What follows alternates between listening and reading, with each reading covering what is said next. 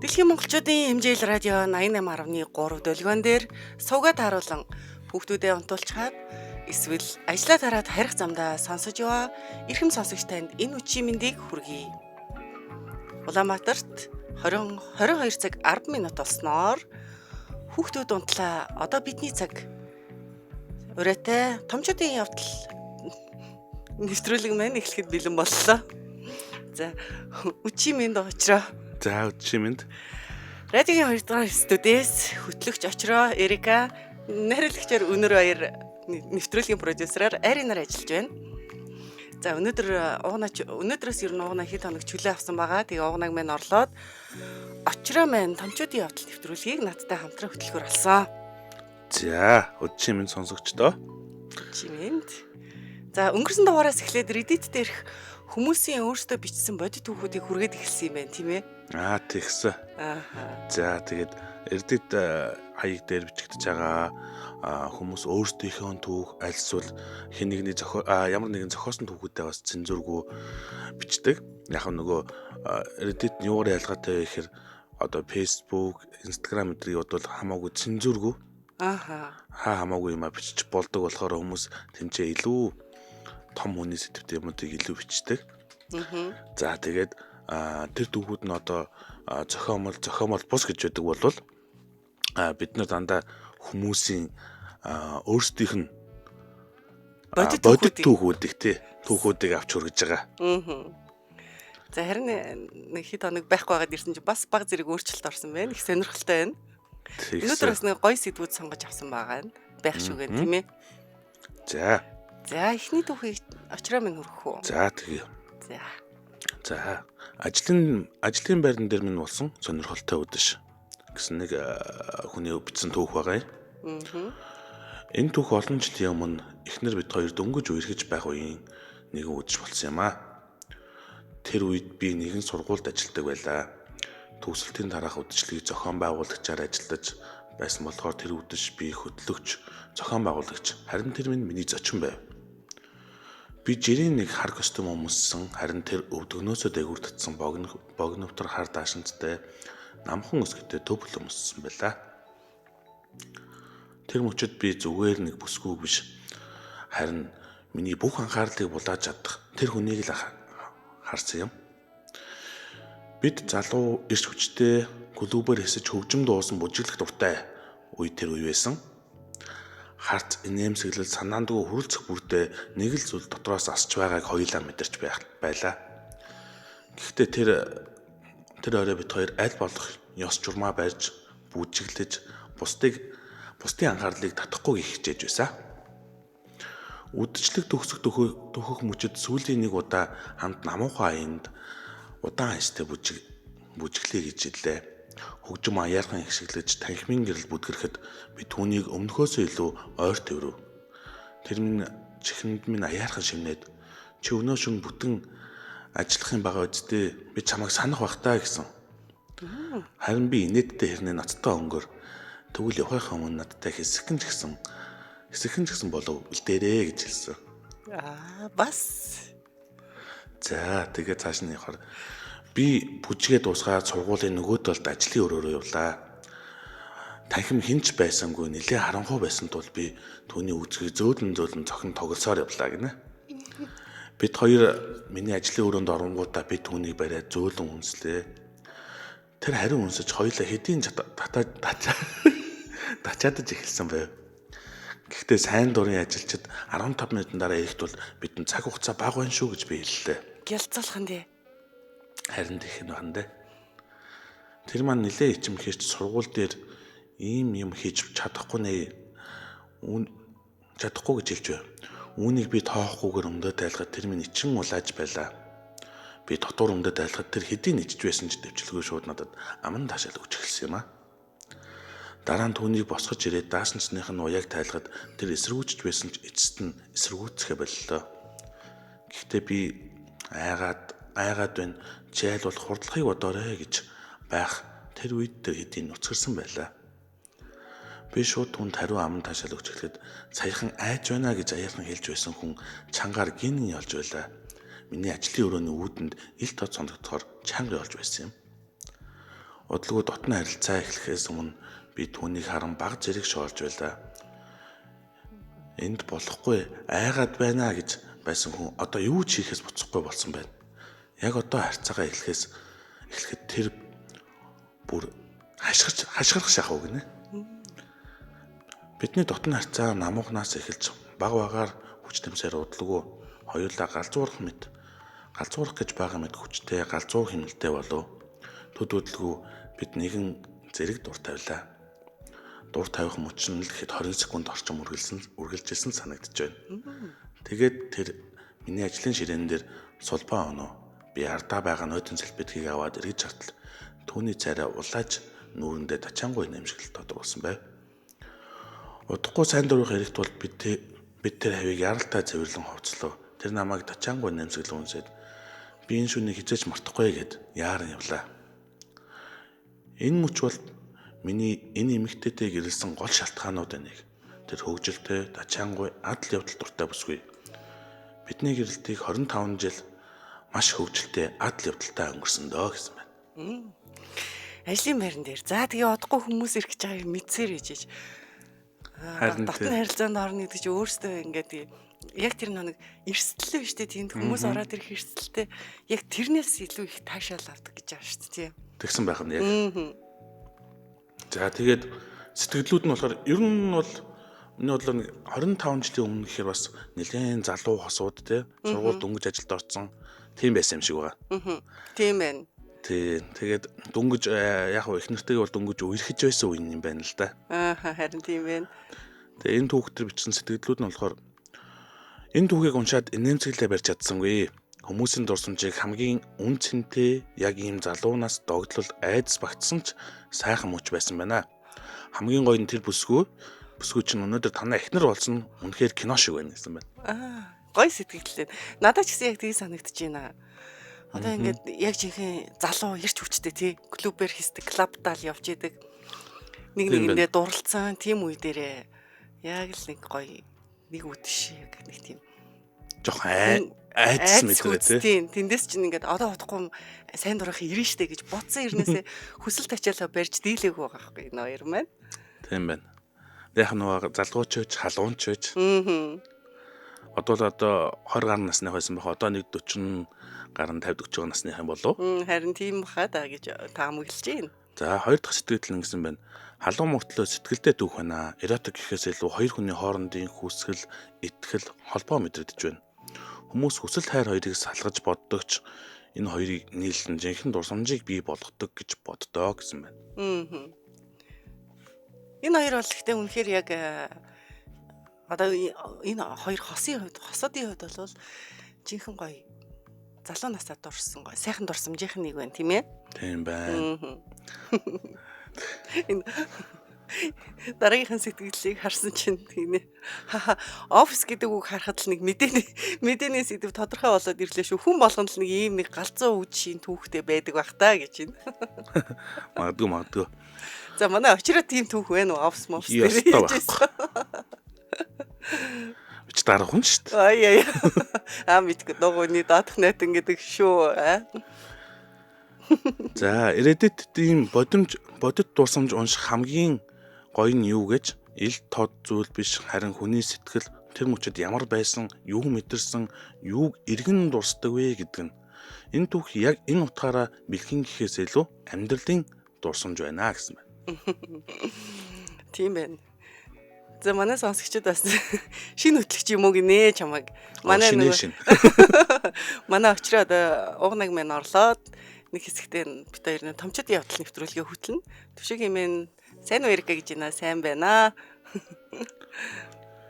Шинэ тэгээд аудын одоо нөгөө оройн нэвтрүүлэг хөтлөчихөр алдаа дутагдал бас их байгаа ойлгож ухаарай. Манай сонсогчдод угаасаа шинэ хүмүүсээ гоё хүлээж авдаг штеп. Тэрэн дээр нэг санаа зовлтгүй байхаа би болоо. Ямтлаас нэг ийм түүх байна. Тэгээд энэ хүн бол залуу насныхаа яг эд халуун хийхаа их нэртэйгээ баг яагаад их нэртэйгээ суух гол шалтгаан юм шиг те. Сүүлд нь яг те сахилахгүй зан адал явдалд дуртай зан татагдсан байна шүү дээ тийм ээ. Тийм сүүлд нь яг энэ мөч бол миний эхнэр энэ эмэгтэйтэй гэрэлсэн гол шалтгаануудын нэгэ гэсэн байна. Харин тийм байна. Магадгүй юм дүрсгүй. Гэтэ яг эхнэр нь ичимхий ч гэсэн бас зоригтой л байсан байна. Харин тийм байна. Офс дээр манай энэ сонсогчдод бас одоо сонсож сууж байгаа. Офс дээр бас ингэж сахилахгүй чсэн түүх ивэл комментаар бичээрэй. Бид хоёр комментууд дотроос шүүж яагаад уншиж өгнө. За дараагийн түүхээ хүрэх үү. За дараагийн түүхийг би хүргэе. Уулан дээрх хүсэл ба эрхчлөө гэж байна. Байгаль дэлхий дээр байхдаа хайр хийсэн биз дээ тийм ээ энэ хоёр маань. Тийм байна. За нөхөр маань анхнаасаа л зураг бичлэг авах дуртай хүн байсан. Бид хоёр хоёулаа одоо 44 настай. Би түүнд камерын дуран дүртэж зураг авах дуртай нэгэн гэдгийгээ бас хэлж л байсан юм. Энгийн гэрэл зураг, инээмсэглэл, амьдралын жижигхэн мөчүүдийг тэр маань өөрийнхөө урлаг болгон хувиргадаг байлаа. Цаг хугацаа өнгөрөхөд энэ зуршил маань өөр утга агуулж эхэлсэн. Анх гэртээ авдаг байсан зургууд маань илүү зоригтой, илүү хувийн өнгө аястай болж эхэлсэн юм. Технологи хөгжиж гар утас камерын үргийг гүйцэтгэх болсон цагаас эхлэн бидний жижигхэн дурсамжууд улам л амьд болж эхэлсэн. Нэгэн өдөр тэр намайг ажлынхаа дараа ууланд алхахыг урьлаа. Нөхөр маань 7 хоногийн дундх өдрүүд болохоор хүмүүс цөөхөн байгаа чимээгүй намгүй байгаа даа гэж хэлэн инээмсэглэн намайг дагуулсан явлаа. Бид хоёрт энэ бол аялал биш, ердийнч нэг алхалт биш. Бид хоёрын хувийн ертөнц чөлөөтэй амьсгалж болох орон зай байсан юм. Би түүнийг баг зэрэг гайхшруулахыг хүсгэд ууланд өмсдөг энгийн хувцсныхаа оронд тод улбар шар өнгийн нойтон үед гулгамтгай гэсэн бичээстэй богинохон шорт өмслөө. Өдөө атгсан биз дээ. Хоёр хүн нэг зам дээр зөөлхөн салхи намгүн байгаль. Тэр бүхний дунд миний санаанд орсон тэр жижигхэн нууц маань улам л сонирхолтой болгож дотроос өдөж байлаа. Замд гараад агаар сэрүүхэн намуухан салхитай гэхдээ хурц нартай байлаа. Би цүнхээ үрээд төрүүлж алхах зураа инээмсэглээд араас минь хараарай хичнээн сайхан байгаль байна гэж өдөн инээмсэглэн хэлв. Тэр маань инээгээд камер гаргаж ирэхэд би зориуд жахан хошин байдал гарган тоглолоо. Тэр маань миний араас алхах зуурт инээд хүүр доглол холилдсон гайхалтай хур амьсгал бүрлдсэн. Альч үед бид хоёрын хооронд иймэрхүү жижигхэн туршилтууд ер нь олон тохиолддог байсан. Тоглоом шиг атлаа дотн байдлыг улам хүчтэй мэдрүүлдэг тэрхэн мөчүүд. Уулын дунд хэсэгт хүрээд би халууцаж цамцаа тайлан мөрөн дээрээ унжуулв. Тэр маань инээмсэглэн үг хэллгүй уцаа хасаалаа. Тэр зураг авах мөчтөн зэрэгцэн би нөгөө үдсэн үхтэй өмдөө тайлж шортоо гаргав. Анхнаасаа энэ мөчөд зориулж бэлдсэн болохоор шортон дотуураач дотор хувцамсаагүй. Нөхөр маань харин намайг сонжиж байж ядан харж хитэн зураг дарсныхаа дараа алхуурхан над руу дөхөж ирлээ. Намгүн байгаль модны сүдэрт нарны гэрэл хүлзэн тусаж байлаа. Тэрхэн агшинд бидний хооронд үгээр илэрхийлэхийн аргагүй хүчтэй таталцал үүсч би түүн рүү харан чи энэ мөчийг дурсамж болгож чадна тийм үү гэж хэллээ. Тэр маань толгой дохин алхам алхмаар ойрцоор бидний хоорондын зайрлж тулж ирлээ. Тэрхэн мөчөд бид хоёрын хоорондын ур амьсгал бүр мөсөн өөрчлөгдөж байгаль дэлхий зөөлхөн салхи модны эсэрчигнэх чимээ навчис бүгд чимээгүй болсон мэт. Дэлхий тэр чигтээ зөвхөн бидэнд л зориулагдсан мэт байлаа. Бид тэрхэн хооронд дотн харьцаанд орж бие биенийгээ хүсэлд уусган тэрвэрлэв. Халуугаар арьсанд наалдан тоглох нарны туяа амьсгалын давтамж бүгд нэг хэмнэлд орсон мэт.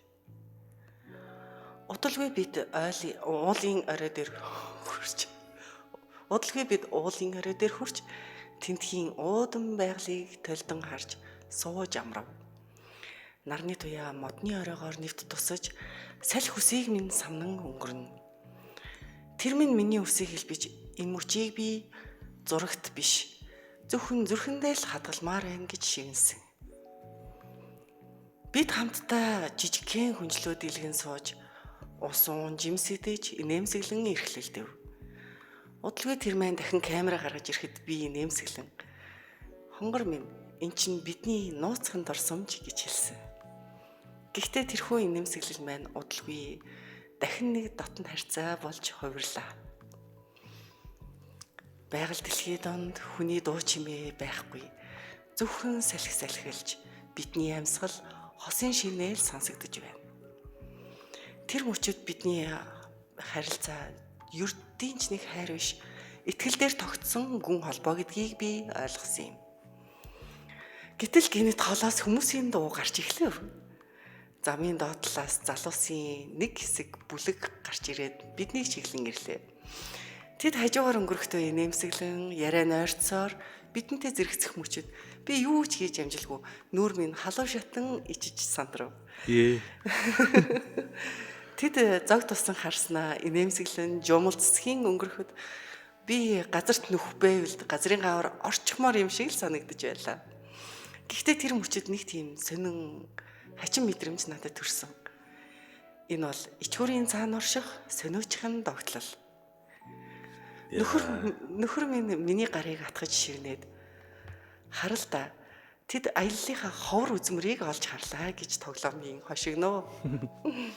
Би түн рүү ууртай ч юм шиг харсан ч гэсэн нэмсгэлээ барьж чадсангүй.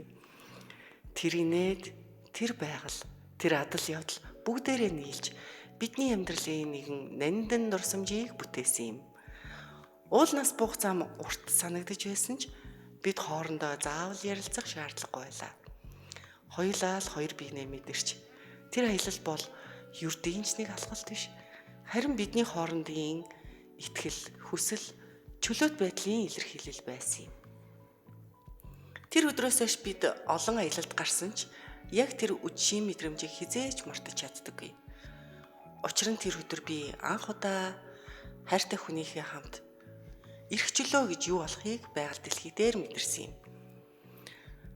Байгаль, салхи, инээмсэглэл, догтлол энэ бүгд нийлж бидний амьдралын хамгийн гал халуун дурсамжийн нэгийг бүтээсэн тэр л өдөр байлаа. Яа. Бас аюултай. Энэ хоёр ихтэй айгүй романтик орчинд байсан байх тий. Тийм байна. Байгаль нь сэвшэдл. Байгаль нь гоё боловч хүмүүст баригдсан байна. Хүмүүс харин тэгээ гинт гарч ирээд бас сандралгүй л яах вэ тийм ээ. Гэтэ энэ хоёрыг бас хаанаас холоос харсан болов? Харин тэгээд яг хажуугаар нь явахтанд хараад яг харцсан юм шиг шүү дээ. Тэгээ одоо тэгээд яалттай байлаа тэгээд. Манай очрыг бити ичээгээд агараа гэж шүүн сараа гэж. За сонсогчд маань залгаад байна. Өнөөдрийн хоёулагийн утас нэвтрүүлэг маань сонсогч утасгүй байгаа тий. Сонсогч авахгүй байгаа. За тэгвэл одоо түрүүн чи одоо офс дээр хийж үзээг гэсэн байгаль дэлхий дээр бас үзсэн тохиолдол байгаа өстэй очроо. Байгаль дэлхийхтэй ингээд ил тод биш ээ биш. Жох хичээд байна уу да? Ил тод мод юм байхгүй. Майхан сайхан л. Гэтэ байгальд айгуус бас ингэж дотны харилцаанд орох айгуу сонирхолтой юм билээ шүү дээ. Тийм үү яаж юм? Үгүй яг ингэж амар ил задгаа тэгээд энэ хинээс нэг амтан хараад байгаа ч юм шиг тийм сонир мэдрэмж төрдөг. Тэг эсвэл нэг мэдээж ингээ хүний яриа мэрэ хөлийн чимээ нэг сонсогдохгүй шүү дээ. Бүр ил задгаа юу? Тийм бүр ил задгаа нэг мод задтай газар бол мэдээж үзэлгүй л яах вэ? Тэгэхдээ нэг тийм амтан энэ тэндээс гараад ирчих юм шиг санагдаад бас их сонирхолтой юм ичээд байгаа юм уу айгаад байгаа юм уу? Тэгтэл эйгүү шүү дээ нэг айхгүй ч гэсэн айгүй тэгээд амтан хараад тий нэг жоохон хичээд байгаа юм шиг нэрэл нэг тийм юм сонир хачин мэдрэмж төрдөг юм байлээ. Энэ бүсгүүд бод яг надад төрсөн шиг тийм сэтгэл төрсөн л юм байна. Тэр нь тэгээд илүү бас таатай байх шиг байгаа юм тий. Тий ингээд нэг хүн чинь нас нэг тэгдэж нэг тийм энд ичиж зовсон ч юм уу эсвэл юмнаас санаа зовсон юм шиг хэрнээсээ тачаал хөдлөөд ивэл тэр чинь бас их сонио өвөрмөц таашаал өгдөг. За тэгээ энэ чинь бас айгүй олон сэтгэлдэлтэй юу байсан бэ те загтал байсан байна. За би ч гэсэн ийм байдалд орж исэн үнэхээр галзуу байсан гэсэн сэтгэл битсэн байна. Энэ гадаадууд ер нь галзуу юм шиг. Өө биш ээ, монголчууд ч гэсэн яс ингэж хийдэг байгаа шүү. Мэдхгүй би тэр нөгөө 3 өдөр чинь захиа ирээд бид эднээс шиг бас уншиж үздэг байхгүй.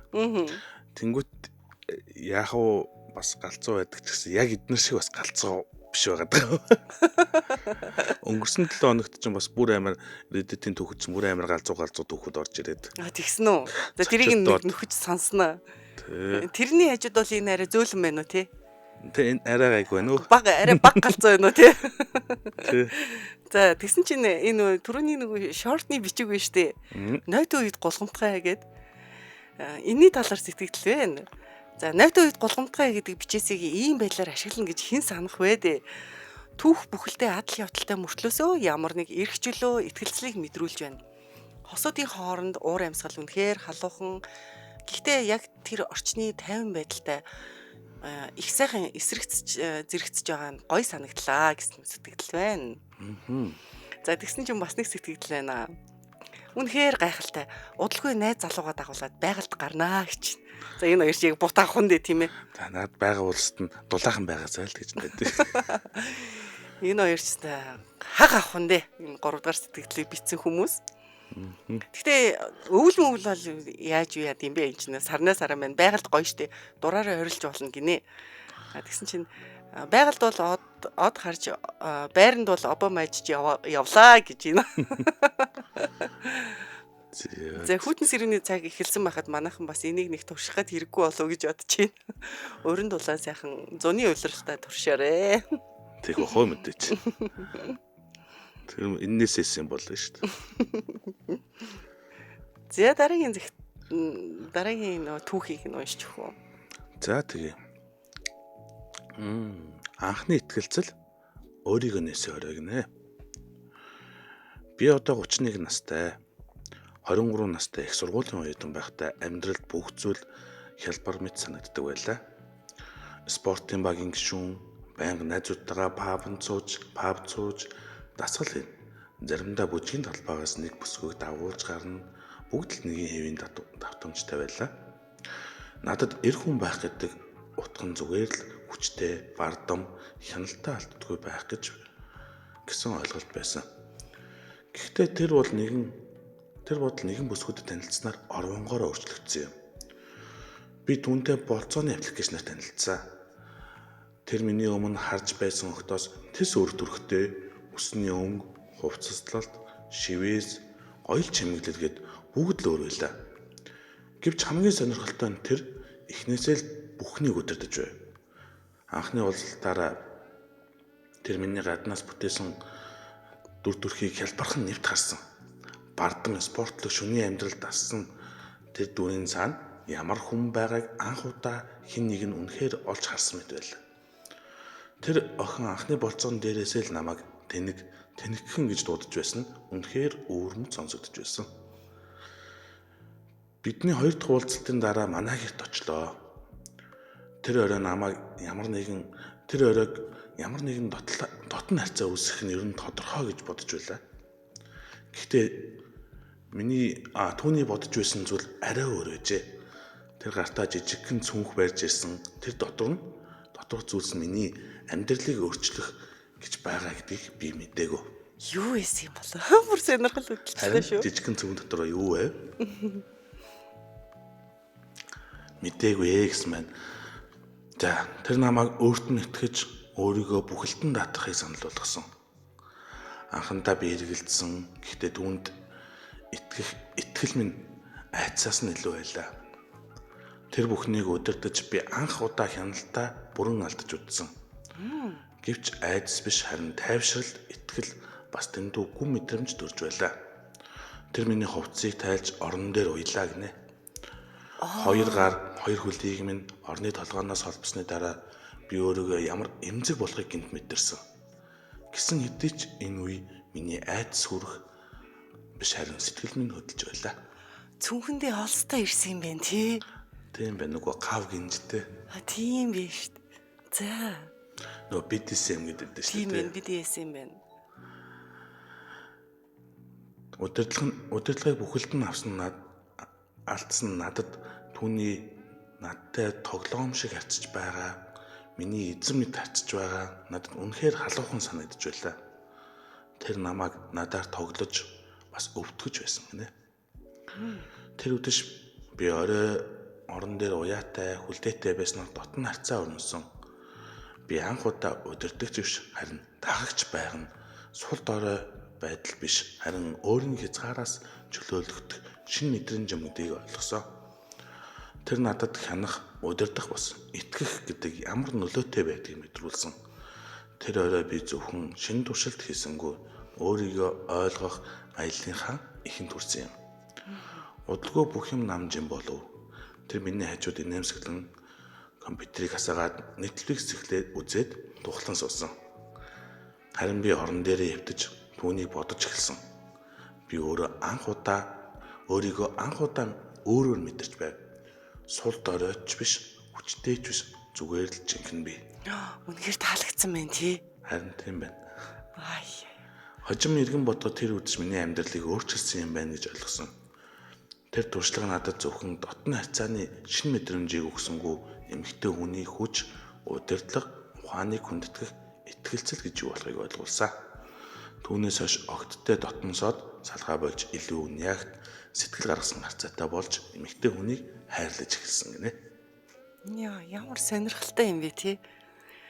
Өөрийгөө яг тэгэхэд ойлгосон гэдэг чинь энэ чинь ер нь бол нөгөө нэг фетишүүдийг бид нэг ярьсан штэ. Өмнөх нэвтрүүлгүүдээрээ тэгээ иймэрхүү BDSM буюу bondage гэдэг энэ хөлдөг дээр бол ер нь итгэлцэл нэг нэгэндээ итгэх итгэлцэл бол айгүй чухал гэж юу гадсан штэ. Ямар нэгэн байдлаар хүчээр биш яг бие биендээ итгэснийхээ үндсэн дээр энэ харилцаанд ордог гэсэн. Тэгээд сая энэ залууч гэсэн ер нь итгээд тэгээд ер нь хөлүүлсэн л байна л да. Би бол тэгж хөлүүлэхгүйсэн хөө. Чи бол хөлөөлөхгүй дургүй юу те? Сонирхолтой юм шүү. Хоёр дахь удаага болцсон охин тийм юу байгаа үстэй. Амар шивэстэй мөвстэй. Ер нь нөгөө гадаадын нэг тийм рок хөхтүүд гэдэг шүү дээ тий. Тиймэрхүү л төрөлтэй.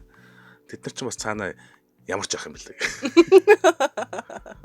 Энэ залууд бол гэхдээ үнэхээр хаалгцээ өөрийгөө олсон гэж шүү дээ. Чи ч гэсэн бас өөрийгөө олох юм билүү. Хүслээд хилээд нэг чамайг нэг хүлээт гэж гэдэг юм билүү. Таалагдахгүй юу? За. Сэтгэл нь болохоор за. Ямар амар хэрэггүй гинэ. Хоёр удаага уулзж байгаа ийм галзуу шивэстэй охинд өөрийгөө хөлүүлээд даатгаж байдаг би л аваа. Залуу насны тэнийг их зориглолтоо л гэсэн байна. Чи бол ер нь бол яг энэ сэтгэл шиг байна шүү дээ тий.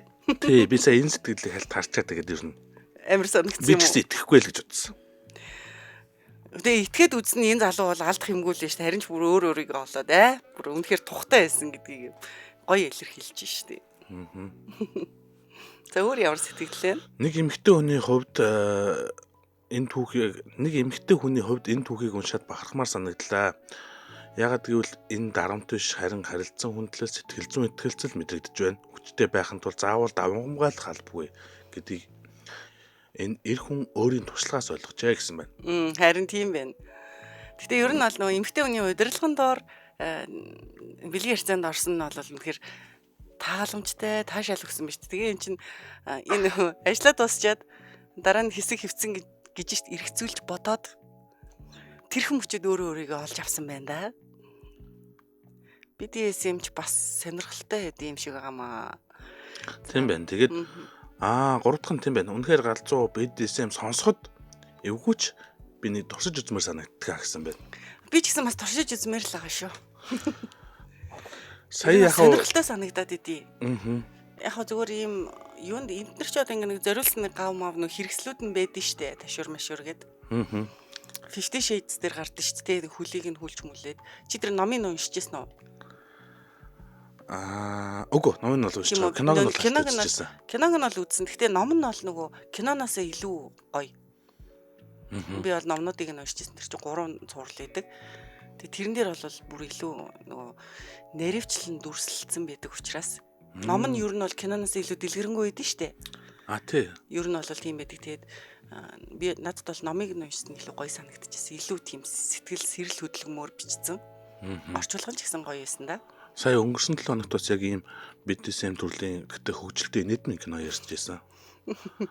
Тэр бас их сонирхолтой байсан. Нөгөө нэг нь нохоо нь болоод нэг нь эзэн нь болдог хөөгнөд байгаа. Тийм үү. Тий. Тэр чинь бол арай яг тэр нохоо мохоо болно гэдэг чинь одоо нөө эзэгтэй мистрес гэдэг лөө тий. Мадам гэдэг шүү дээ. Тий. Тийм тэд нартай үйлчлдэг тийм хүмүүс болоод тийм л шүү дээ тий. Энэ бас 31 настай байхдаа яг ингэ бичсэн 23-тай байхдаа нэг тийм нөгөө клубээс зүгээр охин аваад гараад тэгэл нэг шин хончоол баг дахиад уулздаг байсан юм шүү ер нь. Уулна уу? Харин тийм л юм байна. Үүнээс хойш эмэгтэй үнийг илүү сайн ойлгож чаддаг болсон. Дандаа one night ONS гэдэг чтэй one night stand гэдэг дандаа тэгж явдаг байсан юм шүү. Тэгжээснэ харин тэрнээс ш болсон гэж штэ энэ ч бас их сургамжтай юм болсон байна. Номонд орсон юм шүү жинхэнэ. Тийм байна. Тэгээд яг нөгөө эмэгтэй хүнийг яг нөгөө өөрөө давмгаалтай жоохон янз янзын байдал нөгөө өөртөө ихтэй байсан. Итгэл нь арай өөртлөөс харж эхэлсэн баг л та тий. Харин тэгсэн байна л да. Сарнаас араад игнэ зориултынх нь эд зүйлсээр л хүлж мүлээрээ те буруу юмар хүлээд баларсан тохиол сонсч байсан гинэ. Тийм энэ харин би бас яг энэ BDSM гээд энийг нэг сонирхож яаж яхад бас уншиж яхад ч юм уу. Тэр чинь бас нөгөө яг хүлж барихтай тэр чинь бүр ингээ битүү амир хүлээд дүүжилсэн байдаг үстэй хүүхнүүдийг ингээ хүл мүл гар марыг нь бүр ингээ таазнаас дүүжилсэн байдаг үстэй. Тэр чинь бас яг тэр хаагур зөв хүлэх хэвээр нөгөө чанга сулыг нас тааруулж ээж цус мусыг нь боохгүйгээр яг зөв хүлэх хэвээр байдаг гэсэн шүү дээ. Тэрэнд бас их туршлах хэрэгтэй байдаг хэл та. За тэгвэл BDSM юм тийм арьсан л юмнууд байгаа. Тийм байна. BDSM төрлийн юм сэтгэл түүх байсан байна. Ер нь арьсан гэж тэр чинь нөгөө хувцснууд нь нөгөө гой хувцснууд нь бол арьсан байдаг. Гэхдээ хүлдэг олсон нь бол зүгээр л юм олсон байдаг үстэй нэг бор. Тийм гам ав шиг биш үү тийм. Гам ав шиг юм байдаг штэ. Гам ав чинь байдаг штэ. Угаасаа юм бас нэг арьсан гам ав байгаад байдаг юм шиг л. Арьсан гам ав бас нэрэ байгаа. Ямар ч тэр төмөр гав нь бол гар өвтгöd их хэцүү юм байлээ гэдэг байхгүй. Тэр нь. Тийм төмөр гавын юм зүйл ашиглаж болохгүй байх. За дараагийн түүхийг нь хүргэе. Бейсболын тоглолтын үеийн нууц тоглоом гинэ. За 2023 оны 7 дугаар сар. Нью-Йоркийн халуун зам. Би тухайн үеийн найз залуу JT-гээ Манхэттенд найз нөхдөдтэйгээ уулзахаар очисон байлаа. Нэг найз нь Янксийн тоглолтыг үзье гэж санал болгоход нь би үнэндээ дотроо тийм ч их баяртай байгаагүй. Би спортод сонирхолгүй олон хүнтэй газар сандардаг төрлийн хүн л дээ. Гэхдээ Жэй үнэхээр сэтгэлэн тогтолж исэн болохоор би зүгээр л инээмсэглээд тэгээ хамт явъя гэж хэлсэн юм. Тоглолт эхлэхэд би анх удаа 40,000 гаруй хүний дуунд орж орилж дуу хадаж баярлаж байгаа тэр уур амьсгалд нь үнэхээр ингээ баг зэрэг төөрөлдөж эхэлсэн. Гэвч түүнийг аз жаргалтай байгааг харахад би ч бас тийм байхыг хичээж байлаа. Хагас цаг өнгөрсний дараа Жэй надад би чамд нэг юм үзүүлье гэд намайг ундааны худалдааны хэсэг рүү дагуулж явлаа. Гэвч тэр намайг өөр чиглэл рүү угаалгын өрөөний зөв хөтлөв. Тэнд очингуудаа гинэт гараасаа жижигхэн хайрцаг гаргаж ирээд инээмсэглэн Валентины баярын бэлгээ санаж гинөө гэж хэлэхэд нь би үнэхээр гайхам түн рүү харлаа. Тэр бол бидний өмнө нь туршиж үзээгүй нэгэн Bluetooth төхөөрөмж байлсан юм. Bluetooth төхөөрөмж гэж юм. Би ч ихэндээ итгэсэнгүй. Энийг яг одоо хэрэглэе гэж үү гэд гайхсан чинь тэр над руу зүгээр л инээмсэглээд нэг жижигхэн цаас гаргаж ирэв. Тэр бол миний Валентины баяраар хийж өгсөн хүсэл биелүүлэх купон байсан юм. Валентины баяраар нэг юм жижигхэн купон өгсөн юм байна шүү дээ. Тийм байна. Нэг өөрийнхөө хүслийг биелүүлээрэй гэсэн юм байна шүү дээ. За тэгээд нэг удаагийн болзооны турш тэр төхөөрөмжийг удирдах эрхтэй байх тухай бичсэн байсан юм аа. Би санаа алдаад за яах вэ? Чи хожлоо. Юу вэ гэсэн байна шүү дээ. Юу вон гэсэн байна шүү дээ. Гэт инээмсэглээд угаалгын өрөө рүү орсон юм. Тэнд би төхөөрөмжийг асааж анх удаа ийм эрсдэлтэй туршилт хийж үзэх гэж байгаадаа баг зэрэг имэж байлаа. Харахгүй купон дээр нь тэгэл хүснээ хэлэх хэрэгтэй байсан юм чинь. Харин тийм байна. Өөрөө хүссэн юм болохоор тэгээд яа харахгүй л. Тэгээ энэ чинь нэг угаалгын өрөө рүү ороод, нэлийн өрөө рүү ороод нөгөөдгийг хийчихэд гараад ирсэн байж тээ тийм ээ. ер нь бол өтрээнд цөөрлөлдөг төхөөрөмж байгаа шүү дээ тэр чинь. Тийм баг. За тэгээд суудалтаа эргэж ирэхэд тэр маань мөрнөөс тэрвэрч сайн охин гэж аяархан хэллээ. Би дотроо сандарч байсан ч гэсэн гадаа төрхөөрөө юу ч болоогүй юм шиг инээмсэглэн байв. Тоглолт үргэлжилсээр л найзууд маань инээж хөхөрч хүмүүс орилж хөгжим дуугарч байхад Жэй гинэт гар утсаа гаргаж ирлээ. Дараагийн мөчөд би гинэт нэгэн зөөлхөн чичирхийлэл мэдрэв. Би цочиж гараа түүний өвдөг дээр тавьж юу болоод байгааг ойлгосон юм. Тоглолтын чимээ намжихад бүх зүйл хэвээ мэт. Харин дуу жангармагц би дотроосоо яг л нэг тийм жижигхэн нууц цахилгаан цохилт мэдрэх шиг болж ялаа. Тэр надад хэлэлгүй дууны мэдрэмж гих функцийг идэвхжүүлсэн юм байж л тээ. Дуу чангарах юм бол төхөөрөмж илүү хүчтэй ажилдаг горим дээр нь тавьчих. Тэгтэл бүх стадион Take Me Out the Ball Game гэд дуулж эхлэх мөчөд би бүр үнэхээр юу ч хэлж чадсангүй. 40,000 хүний орилолт, хөгжим, дээрээс нь алга ташилт бүгдээрээ миний биеэр нэгэн зэрэг зураадж байлаа. Жэй инээсээр л би ч бас нулимс инээд холилдсон байдлаар эн чин солиорл гэж шимдэхээс өөр юу ч хийж чадсангүй. 40,000 хүн чинь амар. Нэг эн чин нэг дуу чимээ чангарах тусам улам хүчтэй чичирхийлэх нь шүү дээ. Тэгнэ. Тэгээд тэнцээ байгаа нэг стадионд байгаа 40,000 хүн гэдэг чинь бол бүр аимшигтай чанга чимээтэй хажууд нь орилж байгаа. Монголд байгаа 2-3 мянганы тоглолт үзэхэд маш өндөр чимээтэй байдаг шүү дээ. Тийм шүү дээ. Одоо тэгээ энэ хүн чинь юу нөгөө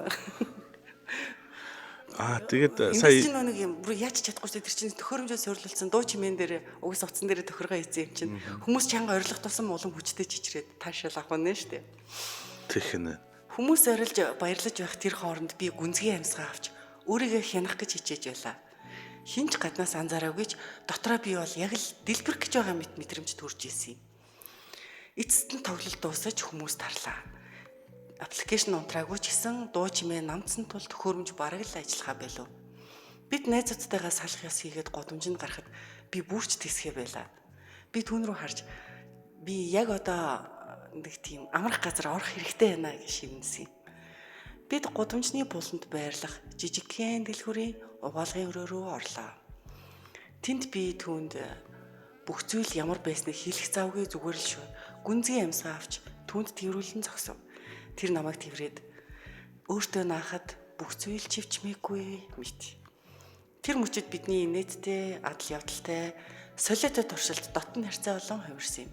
Би ч угаасаа цаанаасаа байж ядсан сэрэлцсэн байсан. Удаан хугацааны жижигрээ мэдэрснээс болоод ямар байгааг жээж бас сайн мэдчихсэн юм. Дараа нь бид буцаад буудалдаа очиж оройн хоолоо идэхдээ энэ талаараа нээлтэн ярилцаж суув. Би түүнээс энэ санаа хизээ хаанаас гараад ирвэ гэж асуухад тэр зүгээр л Валентины өдөр өгсөн чиний онцгой бэлэг шүү дээ л гэж хэллээ. Тэр өдөр би спортын талаар юу ч ойлгоогүй ч гэсэн хүний сэтгэл итгэлцэл бас дотн харилцаанд байдаг хөвжөлтэй адал явдалтай өнгө аясын талаар маш ихийг ойлгосон юм. Хожим бүр Янкисийн дууг хаа нэг сонсох бүрт тэр үчийг санаж инээмсэглэдэг болсон юм. Яа. Энэ бас галзуу юм аа. Хамаг юм хөдлөөд бүр байж ядсан гарч байгаа шүү дээ, тий. Тэгээ шууд 0 орчиж байгаа юм шүү дээ. Зүгээр дэлгүүрийн 0 ороод буудлын руугаа явж тэсгүүл гэсэн юм байна л та. Буудлын орох мантай тэр чинь бүр зүгээр шууд захын хамгийн ойрхон боломжтой газар руу ороод шууд авалтцсан биш. Хаг авсан байна да.